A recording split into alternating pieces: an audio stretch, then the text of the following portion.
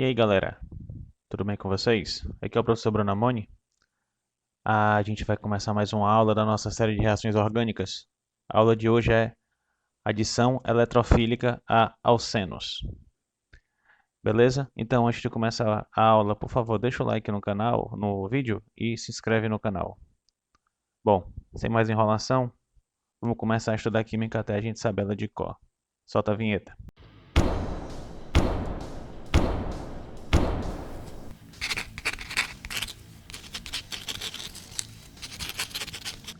Pessoal, pequena revisão sobre alcenos antes de a gente começar a falar das reações em si, de adição. Os alcenos, eles são compostos orgânicos que possuem pelo menos uma ligação pi entre carbonos. Isso quer dizer o quê? Que eu vou ter uma ligação dupla, que essa ligação dupla é essa ligação extra é uma ligação do tipo pi, ok? Que é aquela que ocorre de forma paralela nos orbitais atômicos. A nomenclatura desses caras eu vou basicamente trocar o infixo, ó, certo? Nos alcanos, que tem somente ligações simples, o infixo é o AN, certo? Enquanto que nos alcenos, o infixo vai ser EN. Sempre que eu tiver uma ligação dupla, eu vou ter que colocar esse infixo e eu preciso localizar aonde está a dupla. Ó. Ela está no carbono 2, tá? Carbono 1, carbono 2. Parte do carbono 2 para o 3. Então eu localizo. Mais um exemplo. Ó. Essa molécula 2,2,5-trimetil-X3N. Ó. Localizei a ligação dupla pelo infixo AN no carbono 3. Ó. Carbono 1, carbono 2, carbono 3. Mais um exemplo, no ciclo, o ciclo hexeno, ó, é N, indicando que eu tenho uma dupla ligação. Como é um ciclo e um ciclo não tem pontas, o carbono 1 vai ser sempre o carbono da dupla, certo? Então não preciso nem indicar a posição aqui na nomenclatura. Bom, outra coisa importante sobre os alcenos é que eles possuem isomeria geométrica. Isso quer dizer o quê? Que os átomos que estão ligados na dupla ligação, eles têm uma organização no espaço, certo? Eu tenho que diferenciar um do outro. Por exemplo, aqui eu tenho um composto, um alceno disubstituído, ó, CH3CH3 e hidrogênio hidrogênio. Esse cara tem esse formatinho aqui, ó, ligação dupla, um grupo CH3 para cima, um grupo CH3 para baixo. Se imaginar um plano aqui nessa ligação dupla, é como se eu tivesse um grupo CH3 acima do plano e um grupo CH3 abaixo do plano, ok? Esse tipo de isomeria eu chamo de isomeria trans, certo? Que estão em lados opostos do plano. Nesse caso, eu tenho os dois substituintes para o mesmo lado do plano, CH3, CH3. Se você imaginar o mesmo plano aqui, a diferença está nisso. Ó. Aqui eu tenho lados opostos, aqui eu tenho do mesmo lado. Esse tipo de isomeria eu chamo de isomeria cis. Quando eu tenho mais de dois substituintes, mais de dois tipos de substituintes, por exemplo, CH3 e cloro, eu tenho uma nomenclatura, eu tenho uma tipo de isomeria um pouco diferente. Tem o mesmo conceito, que é uma diferença entre a posição dos planos, mas agora eu passo a tratar com prioridades. Por exemplo, o átomo de cloro tem um número atômico maior que o átomo de carbono, então ele teria prioridade igual a 1, enquanto que o átomo de carbono prioridade igual a 2, o átomo que está ligado ao alceno. O átomo de hidrogênio, que tem número atômico menor que o carbono, teria prioridade 2, e o carbono prioridade 1. O que, é que a gente observa aqui? Ó? Prioridade maior de um lado, prioridade maior do outro lado. As prioridades estão em lados opostos. Isso dá um tipo de isomeria chamada que é do alemão, que é entgegen, que é separados. Outro tipo de isomeria que pode ocorrer é a isomeria Z, que é quando eu tenho agora, ó, primeira prioridade 1, prioridade 2, prioridade 1, prioridade 2. A prioridade maior do mesmo lado. Tem a isomeria do tipo Z, que quer dizer zusammen, que é a mesma coisa que juntos. Uma diquinha para quem quer decorar isso aqui é junto, certo? Bota isso junto com Z. Bom, como é que é a estabilidade desses alcenos? Como é que eu sei se um alceno será estável ou não será estável? Pessoal, a estabilidade dos alcenos ela depende da isomeria, um dos pontos que ela pode depender, e da quantidade de grupos alquila ligado ao carbono sp2, que é o carbono que faz a dupla ligação, que faz a ligação pi. Beleza? Então, ó, primeira coisa que nós vamos observar é em relação à isomeria. Certo? Existe uma diferença na reatividade e na estabilidade entre um alceno trans e um alceno cis, onde a estabilidade do alceno trans é maior que a do alceno cis. Porque isso tem a ver com a posição dos grupos substituintes. Ó, aqui eu tenho o CH3 e o CH3 de cada lado. Esses grupos são de alta densidade eletrônica, certo? Enquanto que no cis eu tenho esses grupos de alta densidade eletrônica no mesmo lado. Beleza? O que eu posso imaginar? Ó? Que a repulsão elétrica desses grupos que estão em planos diferentes, em lados diferentes do plano, eles estão o máximo possível afastados um do outro. Enquanto que na isomeria cis, eu tenho esses grupos muito próximos. E aqui nesse ponto, ó, eu tenho uma alta repulsão entre os dois grupos CH3. Isso vai fazer com que a minha ligação, o meu composto se desestabilize. É como se eu tivesse duas pessoas muito grandes sentadas no mesmo banco do ônibus, certo? Não é muito confortável. Você fica ali encostando o braço um no outro. Isso normalmente não é muito agradável, certo? Enquanto aqui eu tenho duas pessoas sentadas em bancos diferentes. Beleza? Então, em relação à estabilidade do oceano, em relação à isomeria, o trans sempre vai ser mais estável que o cis. Outro ponto importante em relação à estabilidade, é a quantidade de grupos alquila, certo? Grupos R, CH3, CH2, CH3, CH2, CH3, CH3, carbono, ligado no carbono no sp2, ok? Essa parte aqui, ó, quantidade de grupos alquila, é o que nós vamos abordar agora. Bom, quando eu tenho esses grupos alquilas ligados ao carbono sp2, o que vai acontecer? Um carbono, um alceno, que não tem nenhum substituinte alquila, ele vai ser menos estável que um que tenha 1, que vai ser menos estável que um que tenha 2, que menos estável que um que tenha 3 e menos estável que um que tenha 4. Certo? Ou seja, quanto mais for substituído, mais estável. Tem um aumento da estabilidade com o número de substituintes. Isso vai acontecer porque, pessoal, é um fenômeno chamado de hiperconjugação. Eu tenho aqui, ó, uma ligação sigma que acontece com os orbitais híbridos desse cara aqui, que eles hiperconjugam, eles conseguem interagir com os orbitais p da ligação π, ok? É como se eu tivesse uma distribuição melhor da nuvem eletrônica, estabilizando melhor as cargas nessa molécula. E quanto maior o número de substituintes, esse exemplo com 2 substituintes, um exemplo com 4 substituintes. Quanto mais substituintes, eu tenho uma estabilidade, uma acomodação maior dessa carga por toda a molécula, o que deixa ela bem mais estável. Certo? Esse fenômeno é chamado de hiperconjugação, que é a interação entre as ligações sigma da ligação carbono-hidrogênio com o orbital p da ligação dupla. Certo? Pessoal, agora falando já sobre a reação em si. O que a gente sabe sobre reações eletrofílicas em alcenos? Eu falei isso na aula de introdução à reação. O alceno, o carbono de dupla ligação, ele vai ter uma grande densidade eletrônica, certo? Ele tem muitos elétrons. Afinal, esse cara está fazendo duas ligações, tem 4 elétrons livres ou 2 pares de elétrons aqui dentro. Ou seja, ele é muito rico em elétrons. Se ele é rico em elétrons, ele é nucleófilo. É um tipo de ligação nucleofílica. Lembra, ó, núcleo, carga positiva. Fílica, gostar. Ele gosta de carga positiva. É nucleofílico. Por quê? Porque ele é rico em elétrons. A gente sempre quer o que nós não temos. Então, se eu tenho muita carga negativa, eu vou querer carga positiva. Beleza? Então, o que a gente sabe? Que esse cara é nucleofílico e que nesse composto, HCl, por exemplo, ele é eletrofílico. Por quê? Eu tenho uma ligação muito polar aqui, ok?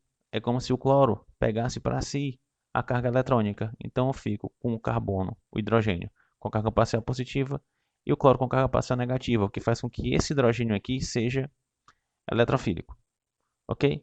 Essa condição de eu ter um eletrófilo e um nucleófilo na mesma reação vai fazer com que eles reajam, ok? Como esse reagente, ó, ele é eletrofílico, eu tenho uma adição eletrofílica. Lá na aula de introdução às reações orgânicas, eu falo que o reagente vai te ajudar a determinar qual é o mecanismo da reação. Então, se o reagente é eletrofílico, você vai ter uma reação de adição eletrofílica, uma reação eletrofílica, tranquilo? Bom, o que é que vai acontecer? Eu vou adicionar hidrogênio e cloro aonde? Na dupla ligação. É sempre para a dupla ligação que eu vou olhar, tá bom?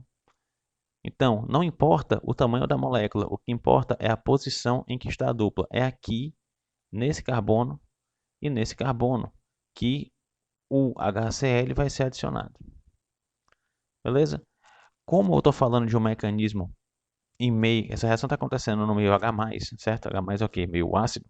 Eu estou falando de um mecanismo de reação polar. Eu vou ter uma troca, desculpa, eu vou ter a quebra da ligação de forma heterolítica. Eu vou ter a transferência, a passagem de dois pares de elétrons, certo? De um par de elétrons, em vez de somente uma, que é a quebra radicalar. Bom, o produto final disso aqui seria o seguinte, ó, hidrogênio sendo adicionado nesse carbono e cloro sendo adicionado nesse carbono aqui. Beleza? Agora o que é que eu pergunto para vocês?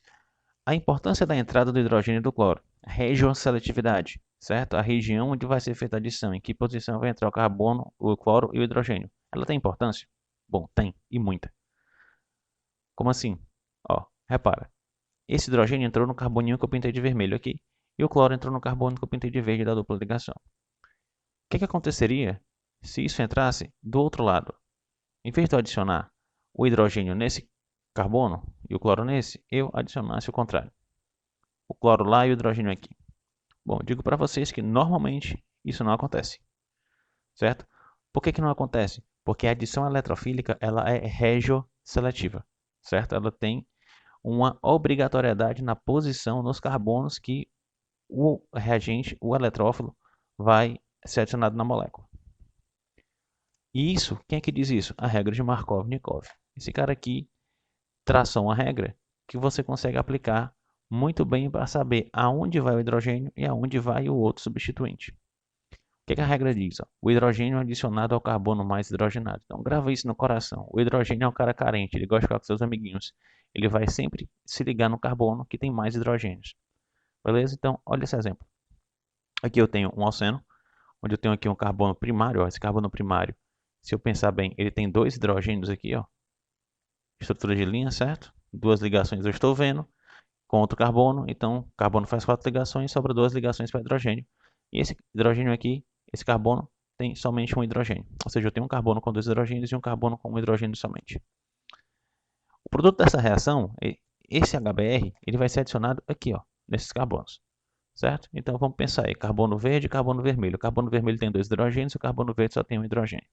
Eu vou adicionar HBr. O que é que eu espero? Que o hidrogênio, pela regra de Markov-Nikov, entre no carbono mais hidrogenado. Isso vai acontecer, ok? Também, e pela regra, o bromo vai entrar no carbono menos hidrogenado, que é esse caso aqui. Então eu tenho esse composto, certo? Bom, olha esse outro exemplo para a gente fixar isso direito. De novo, HBr está adicionado nesse oceano. Repara que agora esse carbono aqui não tem nenhum hidrogênio, enquanto que esse carbono ainda tem um hidrogênio. Como mudou o número de substituintes em cada carbono da dupla, vai mudar um pouco. Mesmo o produto de reação, certo? Carbono verde, carbono vermelho.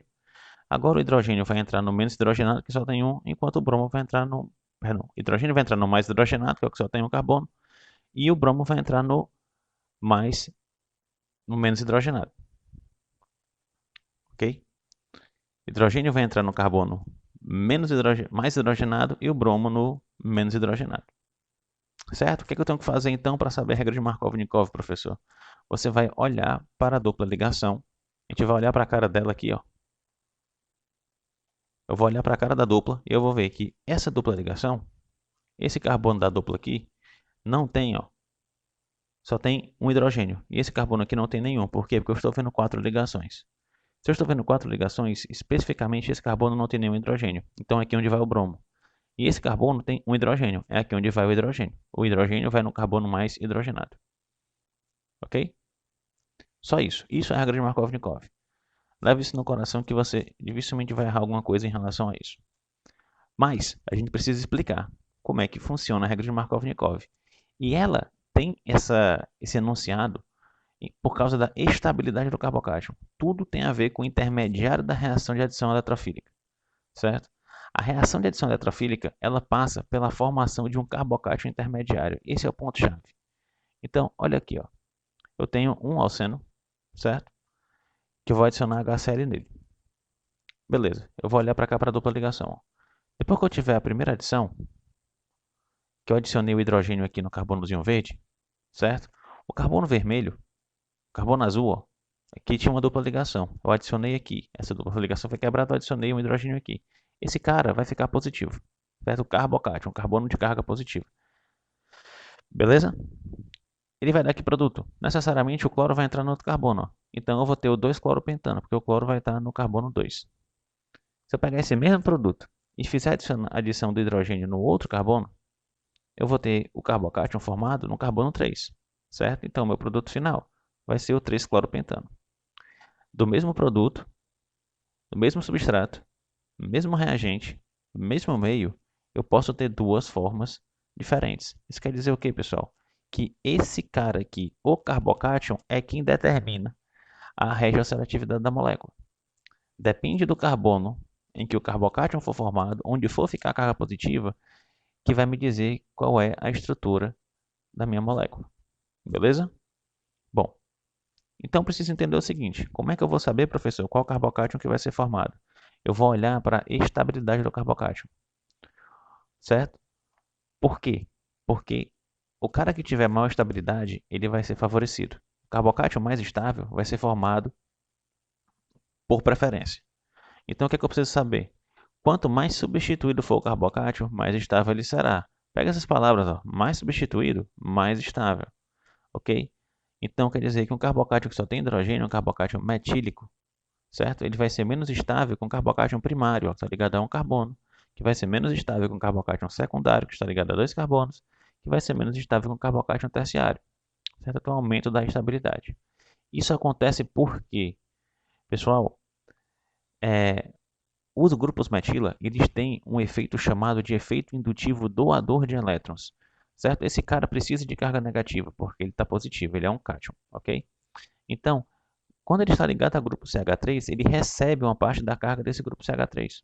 Ou seja, no carbono primário, no carbocátion primário, eu tenho um grupo CH3 doando carga elétrica para ele, estabilizando um pouco essa molécula. No carbono secundário, no carbocátion secundário, eu tenho dois grupos CH3, enquanto no carbocátion terciário, eu tenho três grupos CH3. Ou seja, quanto mais grupos CH3 doando carga elétrica para esse carbocátion, para esse carbono de carga positiva, melhor para ele. Então, maior estabilidade, certo? Então, se o carbocátion mais estável terá sua formação favorecida. Isso quer dizer o quê? Olha para cá.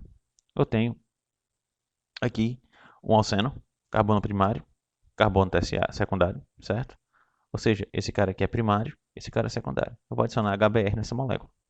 Eu tenho a possibilidade de formar o carbocátion no carbono vermelho, ó, quando eu adiciono hidrogênio aqui, ó, certo? Quando eu adiciono hidrogênio aqui, eu tenho a possibilidade de formar o carbocátion primário. Beleza? Outra possibilidade é quando o hidrogênio ele é adicionado ao carbono primário, certo? Se eu faço isso, o carbocátion vai ser formado no carbono secundário, que é esse caso: carbono primário, um grupo metila doando, carbono secundário, dois grupos metila doando. Quando eu tenho isso aqui, ó, hidrogênio sendo ligado no carbono primário e o carbocátion secundário sendo formado, que é o carbocátion mais estável, ó, o carbocátion secundário é mais estável que o carbocátion primário, eu estou tendo a regra de Markov-Nikov.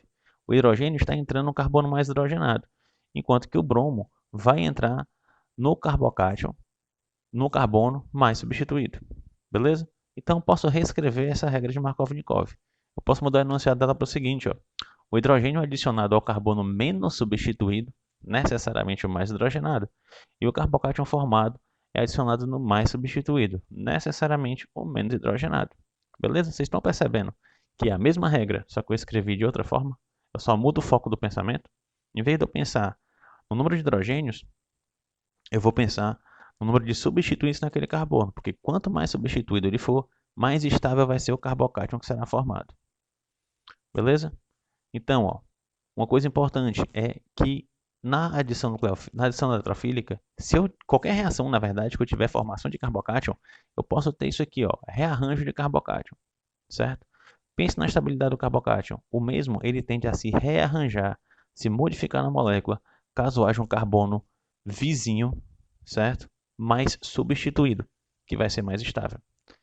Exemplo, pega essa molécula como exemplo aqui, essa reação. Eu tenho um alceno sendo adicionado de HBr, certo? Eu tenho a possibilidade, normalmente, esquece rearranjo. O que é que eu vou esperar? Que o hidrogênio entre no carbono mais hidrogenado ou menos substituído, tanto faz. Isso vai acontecer aonde? Aqui, ó. Hidrogênio vai entrar nessa ponta. Se isso vai acontecer, onde é que o carbocátion vai ser formado? Aqui, ó, no carbono secundário. que é esse carbocátion aqui, ó. Beleza? Ou seja, o produto seria hidrogênio no carbono primário e bromo no carbono secundário. Certo? A dúvida é, isso acontece? Qual é a outra possibilidade? Essa aqui, ó. O carbocátion sendo formado lá no carbono terciário. Certo? Mas, professor, eu não tenho que olhar aonde está a dupla ligação para saber aonde ele vai ser adicionado? Sim. Mas lembra, se eu tiver um carbono mais substituído no carbono vizinho, ou seja, olha para o carbono do lado, se ele tiver mais substituído, se ele for mais estável, o carbocátion ali, ele vai se rearranjar. O outro produto é esse, ó. O bromo sendo adicionado aqui, ó, nesse carbono, que não tem nada a ver com a posição da dupla. Então, o que aconteceu? Teve rearranjo. Sempre que você vê uma mudança muito drástica em relação a isso, principalmente para um carbono vizinho, pense em rearranjo de carbocátion. Beleza? Isso é tão verdade que isso aqui não vai acontecer. Ó. A preferência está aqui. Certo? Vai ter um rearranjo de carbocátion. Vamos ver isso mais de perto. O que acontece? O carbocátion que foi formado aqui é carga positiva no carbono secundário. Beleza? Carbono secundário. Mas, o que acontece? Esse carbono aqui é terciário. Ó. Ele está ligado a 3 grupos metila. Eu tenho o efeito doador aqui de 3 grupos metila. Então, é muito mais confortável para essa carga positiva estar localizada aqui. Consequência, ela vai se rearranjar. O que é que vai acontecer? O hidrogênio que estava aqui, ó, ele vai ter uma troca. Ele vai passar para essa ligação positiva, vai passar para esse carbono com carga positiva, e a carga positiva migra lá para o carbono, onde o hidrogênio estava localizado. Consequência disso, eu tenho um rearranjo do carbocátion, eu tenho uma mudança de posição da carga positiva, o que vai fazer com que aquele cloro lá que foi adicionado, seja adicionado agora aqui no carbono terciário, em vez do carbono secundário. Tranquilo? Pessoal, o que é que eu preciso saber para não errar isso aqui em nenhuma questão? Você olha para a dupla ligação, ok? Olhou para a dupla ligação que estaria aqui, ó, certo? No substrato. O que é que eu vou pensar agora? Eu vou olhar para os carbonos vizinhos. Esse aqui eu chamo de carbono alfa. Esse aqui seria o carbono beta, beleza? Eu vou olhar para o vizinho. O vizinho, se o meu alfa for secundário e o meu vizinho for terciário, vai ter rearranjo. Se o meu alfa for primário e o meu vizinho for secundário, vai ter rearranjo. Beleza? É isso aí. Bom, atenção, certo? Atenção. A regra de Markov-Nikov, ela só é válida quando a adição se dá na presença de um catalisador ácido, meio ácido. Por quê? Porque o mecanismo vai ser polar. Beleza? Grava no coração. Markov-Nikov só acontece quando o mecanismo da reação é polar. Para isso, lembra lá da aula de introdução, meio ácido, meio básico, sal ou água. Beleza? Quando a adição ela ocorrer na presença de peróxido, certo? O que o peróxido faz, pessoal? Ele vai forçar o mecanismo radicalar, certo? O mecanismo radicalar é aquele que vai se reformar a quebra homolítica, a formação de radicais livres. Quando isso acontece, a molécula, a reação vai ter uma estereoquímica anti-Markov-Nikov, ou seja, vai ser o contrário da de Markov-Nikov. Nesse caso, o hidrogênio vai ser adicionado ao carbono menos hidrogenado, ou seja, o carbocátion vai ser formado no carbono menos estável, certo? Vamos lá, mesmo exemplo. Ó. Eu tenho aqui um carbocátion, um carbono primário e um carbono secundário. Onde é que eu ia esperar que fosse adicionado hidrogênio? No carbono primário e o bromo no carbono secundário. Beleza? Aqui, ó. Só que como isso acontece na presença de peróxido, o que vai acontecer? Eu tenho essas duas possibilidades. Na presença de peróxido, eu esperaria que isso acontecesse. Ó. Hidrogênio no carbono primário, hidrogênio no carbono primário, carbocátion sendo formado no carbono secundário. Mas como é anti-Markov-Nikov, o hidrogênio vai no carbono secundário e o carbocátion é formado no carbono primário. Certo? Isso é um tipo de adição seguindo a estereoquímica anti-Markov-Nikov. Quando é que isso vai acontecer? Mecanismo de reação radicalar. Onde é que eu vou enxergar isso? Presença de peróxido. Beleza? Grava aí, ó. Peróxido na reação de adição nucleofílica, de adição eletrofílica, anti-Markov-Nikov. O hidrogênio no carbono menos hidrogenado. Carbocátion sendo formado no carbono menos substituído. Beleza. Como é que funciona o mecanismo geral da reação de adição eletrofílica? Bora lá, ver por detalhe isso aqui. Eu tenho o alceno, que é nucleofílico, e o meu reagente, que é eletrofílico, ok? Ácido clorídrico, beleza? Carga parcial positiva aqui nesse hidrogênio. Galera, eu falei para vocês algumas vezes já que o ataque sempre vem do nucleófilo para o eletrófilo. Então, a primeira coisa que acontece é um ataque ao eletrófilo, certo? Esse par de elétron aqui da dupla ligação, que é uma base de Lewis, vai atacar esse hidrogênio que tem carga parcial positiva, que pode agir como um átomo de Lewis, ácido de Lewis, beleza? O reagente HCl eletrofílico é atacado pela ligação π do alceno. Necessariamente tem a quebra dessa ligação, ó. Quebra heterolítica da ligação com deslocamento de elétrons para o cloro, por ser mais eletronegativo. Ok? Isso aqui acontece porque eu preciso respeitar a regra do octeto. Esse hidrogênio aqui nunca vai poder compartilhar sobre ele 4 elétrons, 2 pares de elétrons. Beleza? Vai formar o carbocátion, seguindo a regra de quem? A regra de Markov-Nikov, já que o meio aqui ó, é ácido. Então, nesse caso não tem diferença, porque os dois carbonos são secundários. Repara, agora eu tenho um carbono com carga negativa, positiva e o cloro com carga positiva. Inverteu, ó. Carbono agora, o carbocátion é um eletrófilo e o cloro com carga negativa vai ser um nucleófilo. O ataque sempre parte do nucleófilo para o eletrófilo. Então eu vou ter um movimento na seta aqui, ó. O ataque ao carbocátion. O cloro que foi liberado pelo rompimento da ligação ataca o carbocátion resultante. Esse cloro que saiu aqui, ó, ele é liberado pela reação e ele volta a aparecer aqui, ó, para atacar o carbocátion eletrofílico. Ops. E o meu produto final é o produto de reação que nós estamos acostumados. Cloro de um lado, hidrogênio do outro. Bom, para a gente fixar tudo que a gente viu até agora, vamos fazer o seguinte exercício. Numere a ordem crescente e a estabilidade dos alcenos abaixo. O que eu quero que você faça? Que você olhe para esses alcenos e me diga em ordem crescente qual é o mais estável. Façam por si. Pausa o vídeo, resolve o exercício, depois volta para conferir a resposta. Beleza? Bora lá. Seguinte, lembra, primeira coisa que eu vou fazer, eu vou olhar para o número de substituintes. A primeira seleção que eu vou fazer, esse cara não tem nenhum substituinte, então ele vai ser o menos estável. Para o menos estável, eu vou dar o número de 1, beleza? Esse cara tem 2 substituintes, que já é mais estável que esse aqui. Vamos procurar o cara que tem um substituinte. Ó. Esse aqui tem 2, esse aqui tem 2, esse aqui tem 1. Pronto. Esse cara eu tenho certeza que vai ser o segundo, menos estável, certo? Agora eu vou buscar para as moléculas que têm 2 substituintes, que é esse caso, ó, 1, 2, e esse caso, 1, 2. Beleza, todos têm 2 substituintes, mas, ó, repara, lembra que a dupla ligação é um plano? Então eu traço aqui um plano, ó. Eu tenho os meus substituintes em lados opostos do plano. Então isso aqui vai ser uma isomeria trans. Enquanto aqui eu tenho os meus substituintes, desculpa aqui, em lados no mesmo lado do plano. Então isso aqui vai ser uma isomeria cis e aqui uma isomeria trans.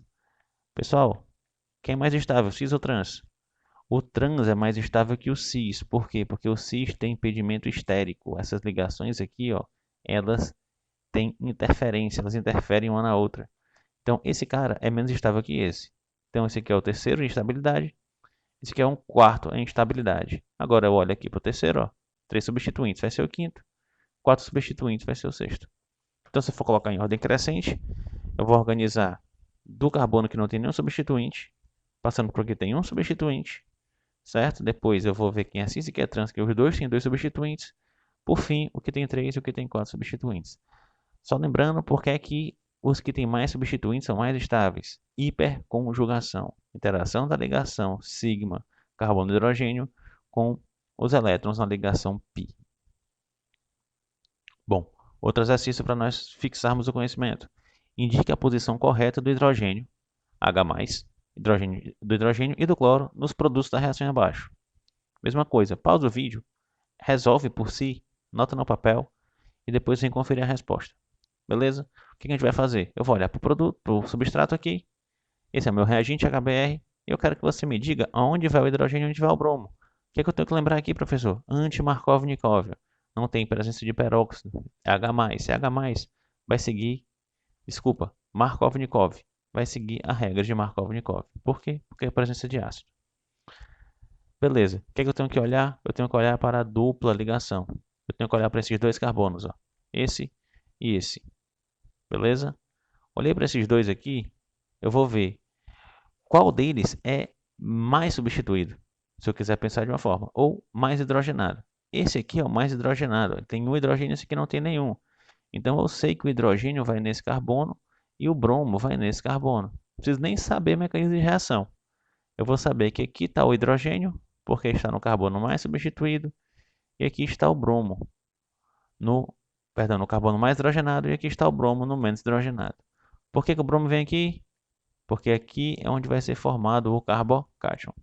Beleza? Mesma coisa aqui embaixo. Eu vou olhar para a dupla ligação. Eu tenho esse carbono que faz parte da dupla e esse carbono que faz parte da dupla. Bom, presta no seguinte. Carbono, ó, terciário, certo? Tem algum hidrogênio sobrando aqui? Nenhum. E aqui, eu tenho pelo menos um hidrogênio sobrando. Onde é que o hidrogênio vai ser adicionado? No carbono mais hidrogenado. Onde é que o bromo vai ser adicionado? No carbono menos hidrogenado. Beleza? Então, aqui vem o bromo, Br, e aqui vem o hidrogênio. Tranquilo? Só isso. Lembra da regra de Markov-Nikov? Que você não erra isso aqui nunca na sua vida. Só lembrar. Aqui, eu vou olhar para a dupla ligação. Também, ó, esse carbono e esse carbono. Beleza? Só que, o que eu falei para vocês? Esse é o carbono da dupla. Olha para o carbono vizinho. Esse carbono vizinho aqui, ó, ele é terciário, ó. Ele tem 3 grupos metila. Ele é um carbono terciário. Se eu fizer essa reação sem pensar nisso, eu vou fazer de cara o hidrogênio sendo adicionado aqui no carbono primário, mais hidrogenado, e o bromo sendo adicionado aqui no carbono secundário, menos hidrogenado. Só que como eu tenho um carbono mais substituído vizinho a ele, eu vou ter rearranjo do carbocátion. Então o que eu tenho que me lembrar? Que o carbocátion vai ser formado aqui, ó, no carbono terciário, que é mais substituído, necessariamente mais estável. Então, esse bromo ele é adicionado ao carbocátion terciário, porque eu tenho rearranjo de carbocátion. Grava no coração, pessoal. Tem carbono da dupla, vizinho a ele, um carbono mais substituído, vai ter rearranjo de carbocátion. Certo? Então, toda vez que pegar a reação de substituição, de adição, para, olha e vê se tem carbono mais estável vizinho. Ok. Então, eu já sei que o hidrogênio é aqui na ponta, ó. Ele não vai mudar. Beleza? No mais hidrogenado. Agora o bromo vai estar aqui. Se eu por acaso coloco o bromo aqui, eu vou estar incorrendo em erro. Beleza? Bom, conferiu a resposta? Bora para a próxima. Bom, o que eu quero agora? Ó, que você desenhe as setas curvas e indique os reagentes adicionados de forma a completar corretamente o mecanismo da reação abaixo. Você vai completar o mecanismo. Okay? A gente vai partir dessa molécula aqui, desse substrato e desse reagente, e vamos fazer o mecanismo, mostrando as setas curvas e aonde vai ser formado o carbocátion e o produto final. Tranquilo? Vamos fazer por si? Vamos fazer você mesmo? Pausa o vídeo, resolve aí, depois vem conferir a resposta comigo. Bom, galera, não tenham medo do tamanho da molécula. A molécula pode ser do tamanho do mundo. Eu vou olhar para isso aqui, ó. Onde é que está a dupla ligação? Está aqui. Então, a adição vai acontecer nesse carbono e nesse carbono. E aqui eu tenho um carbono, ó, secundário. E aqui eu tenho um carbono terciário. Esse carbono tem pelo menos um hidrogênio sobrando. Esse aqui não tem nenhum hidrogênio sobrando. Então, pela regra de Markov-Nikov, eu sei que o hidrogênio vai lá para o carbono secundário e o cloro lá no carbono terciário. Beleza? Beleza. Mas como é que eu vou desenhar a seta curva? Lembra, galera? A seta, o ataque vai do nucleófilo para o eletrófilo. A dupla ligação é nucleofílica. Por quê? Porque ela é rica em elétrons. E esse hidrogênio ele é eletrofílico. Por quê? Porque ele tem carga parcial positiva em função da ligação com o cloro. Então, ó, o ataque do nucleófilo ao eletrófilo, em seguida a quebra da ligação para o cloro, porque ele é mais eletronegativo e vai recolher para si os pares de elétron. Quem é que entrou primeiro? O hidrogênio. Ele vai entrar em que carbono? No menos substituído ou no mais hidrogenado. Então o hidrogênio vai entrar aqui, ó, H. Onde é que vai formar o carbocátion? No outro carbono, que é o mais substituído, ó, carbocátion terciário, mais estável. Beleza? O que é que saiu aqui? Não foi o cloro. Ele vai aparecer aqui de novo, ó. Certo? Porque agora ele é um nucleófilo. E agora o carbocátion é um eletrófilo. Então você tem um ataque do nucleófilo ao eletrófilo. Beleza? Qual é o meu produto final? Hidrogênio aqui e cloro aqui. Beleza? Pessoal, muito obrigado por ter assistido a aula até agora. Espero que você tenha visto toda. Espero que tenha agregado conhecimento para você, que você consiga resolver a questão que você estava em dúvida. Beleza? Deixa o like no vídeo, se gostou do conteúdo. Se inscreve no canal. Deixa no comentário aí suas dúvidas, dicas para melhorar as aulas. E muito obrigado e até a próxima aula.